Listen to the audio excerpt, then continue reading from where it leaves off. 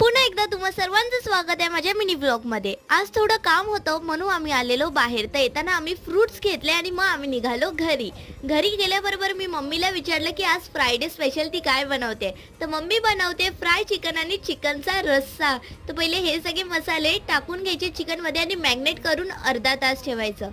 मग तेल टाकायचं आणि मग आपण अर्धा तास मॅग्नेट केलेलं चिकन टाकायचं आणि 5 मिनिटं त्याच्यावर झाकण ठेवायचं। 5 minutes later. झाकण काढल्यावर चिकनला स्वतःहून पाणी सुटते तर ते असंच आटवायचं। मग त्याच्यात लिंबू टाकायचं आणि कोथिंबीर टाकायचं आणि चिकन आटल्यावर आपलं चिकन रेडी आहे। हे बघा आपलं चिकन काय दिसतंय ना। आणि इथे बनवलेला चिकनचा रस्सा। आपला रस्सा तर बघा, कोणाला रस्स्याची रेसिपी पाहिजे असेल तर कमेंट करून सांगा आणि कोणाला चिकन आवडतं ते सुद्धा कमेंट करून सांगा। जेवून आम्हाला मजा आया. जेवल्यानंतर आईस्क्रीम मिळालं तर खूप जास्तच मजा येते। Okay bye. Subscribe. Shri Swami समर्थ।